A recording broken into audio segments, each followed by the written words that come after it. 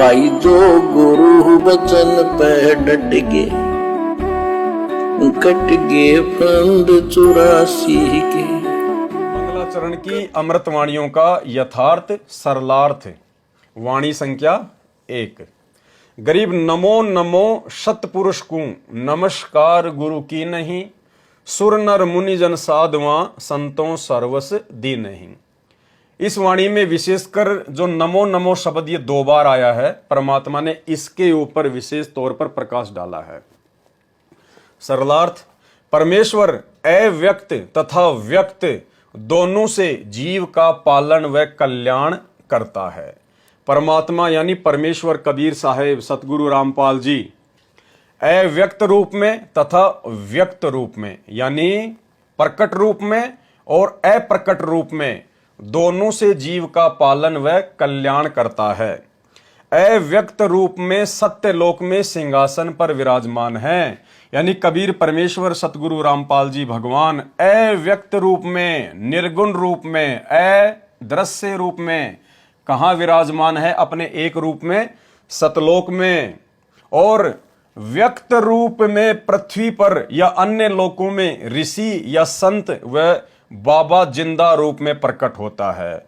और साकार रूप में, व्यक्त रूप में, प्रकट रूप में परमात्मा कहाँ होते हैं? किसी भी लोक में। जैसे वर्तमान में इस पृथ्वी लोक पर वही कबीर परमात्मा जो सतलोक में अपने एक रूप में अव्यक्त रूप में बैठा हुआ है और दूसरे रूप में व्यक्त रूप में आज इस पृथ्वी पर संत रामपाल जी के चोले में आप और हमारे समक्ष व्यक्त रूप में प्रकट हैं।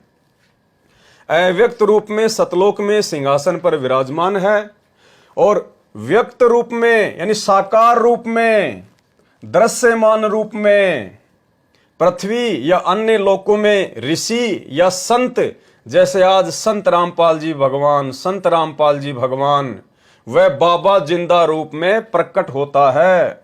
प्रत्येक युग में शिशु रूप धारण करके किसी सरोवर में विकसित कमल के फूल पर प्रकट होता है। इस प्रकार की लीला परमात्मा प्रत्येक युग में केवल एक बार ही करते हैं, क्योंकि शिशु रूप में प्रकट होने की लीला और उसके बाद में कवारी गायों के दूध के माध्यम से उनकी परवरिश होने की लीला वेदों में लिखी है।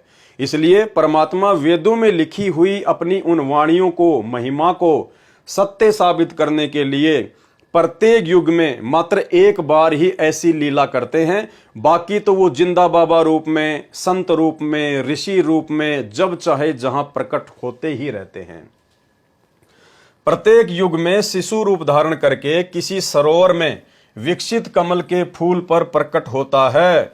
वहां से निसंतान व्यक्ति घर ले जाते हैं, बड़े होकर परमात्मा तत्व ज्ञान का उपदेश करते हैं तथा सामान्य नागरिक की तरह अपना व्यवसाय भी करते हैं। जिस प्रकार आज वही कबीर परमात्मा व्यक्त रूप में, साकार रूप में, संत रामपाल जी के रूप में प्रकट होकर एक सामान्य व्यक्ति की तरह लीला कर रहे हैं, भूमिका कर रहे हैं और अपना व्यवसाय भी करके दिखाया। जिस प्रकार परमेश्वर जूनियर इंजीनियर की नौकरी किया करते थे, परमात्मा दिखाया परमात्मा ने, जो वेदों में परमात्मा की महिमा लिखी हुई है।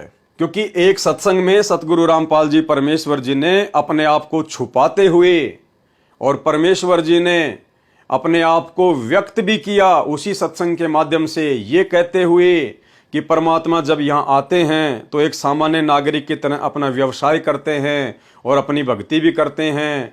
और फिर गुरुदेव ने कहा कि 650 साल पहले परमात्मा जुलाहे का काम किया करते थे, और यदि आज परमात्मा होते तो छोटी मोटी कोई नौकरी करते। नौकरी 650 साल पहले परमात्मा नौकरी नहीं करते थे, खुद का व्यवसाय करते थे, और खुद के व्यवसाय को नौकरी नहीं कहा जाता।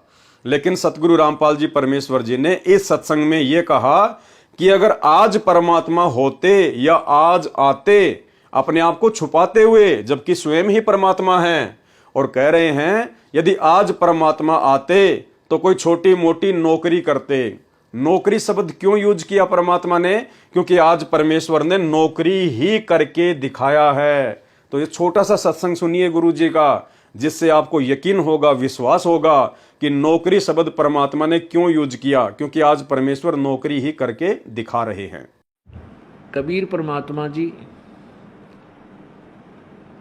अपनी महिमा आप ही बताने के लिए स्वयं आते हैं और एक युग में एक ऐसी लीला जीवन करते, ऐसा जीवन जीते हैं जनसाधारण वाला, और अपना धंधा करके काम करके वो अपना रोजगार करते हैं जैसे जनसाधारण किया करता है उस समय का। जैसे उस समय मजदूरी ही ज़्यादा किया करते थे, अब नौकरियां ज़्यादा हो गई हैं तो नौकरी हिसाब से अब आते तो वो ऐसे ही कोई नौकरी नाकरी लगते।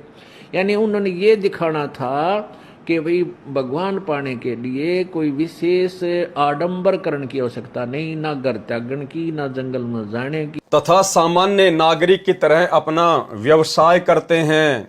इसके साथ साथ भक्ति करके भी दिखाया करते हैं। जिस प्रकार सतगुरु रामपाल जी स्वयं पूर्ण ब्रह्म परमात्मा होते हुए भी, जिन्हें ना तो भक्ति करने की आवश्यकता है, ना जिन्हें मंत्र करने की आवश्यकता है, ना जिनको अन्य कोई धार्मिक यज्ञ करने की आवश्यकता है, लेकिन परमेश्वर आप और हमारे से समस्त आध्यात्मिक क्रियाएं करवाने के लिए स्वयं भी एक भगत की भूमिका करते हैं और सभी आध्यात्मिक क्रियाओं को करते हैं, ताकि जब हम उनके शिष्य बने तो हम भी अपने गुरु जी को फॉलो करें।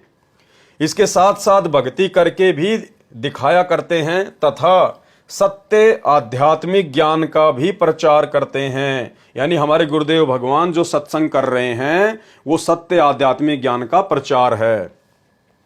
परमेश्वर सामान्य नागरिक की भूमिका करके उदाहरण पेश करते हैं कि भगत को अपना कर्म भी करना चाहिए तथा भक्ति साधना भी करते रहना चाहिए। जिस प्रकार अभी आपने सत्संग सुना जिसमें परमेश्वर ने बताया कि यदि आज परमात्मा होते तो कोई छोटी मोटी नौकरी करते। यही प्रमाण गीता अध्याय 3 श्लोक 4 में भी है कि जो व्यक्ति कर्म संन्यास लेकर एकांत स्थल पर बैठकर हट करके दिखावा करते हैं वे मिथ्याचारी हैं, अर्थात पाखंडी हैं, ढोंगी हैं। ऊपर से आंखें बंद करके भक्ति करते दिखाई देते हैं और अंदर से अन्य चिंतन करते रहते हैं। यानी जैसे हम पहले देखा करते थे, ये बाबा ऋषि लोग एक जगह बैठ जाया करते थे, आग जला लिया करते थे, धुआं लगा लिया करते थे और इस मुद्रा में बैठ जाया करते थे आंखें बंद करके। और परमात्मा कहते हैं कि अंदर से ना जाने वो क्या क्या सोचता रहता था, घर की, परिवार की, दान धर्म की, दक्षिणा की, अंदर से और चिंतन चलता रहता था और बाहर से साधु ऋषि महात्मा का दिखावा करके ढोंग करते थे, पाखंड करते थे। तो इसको परमात्मा ने भक्ति मार्ग में ठीक नहीं बताया। यदि अर्जुन एक स्थान पर बैठकर कर्म संन्यास लेकर साधना करेगा तो तेरा निर्वाह कैसे होगा। इसलिए कर्म भी कर, भक्ति भी कर। कर्म संन्यास से कर्म योग श्रेष्ठ है। कर्म संन्यास का मतलब होता है जो व्यक्ति काम धाम नहीं करता और भक्ति करने का ढोंग करता है, और कर्म योग का मतलब होता है जो व्यक्ति भक्ति भी करता है और साथ में अपना छोटा मोटा रोजी रोटी का काम धंधा भी करता है।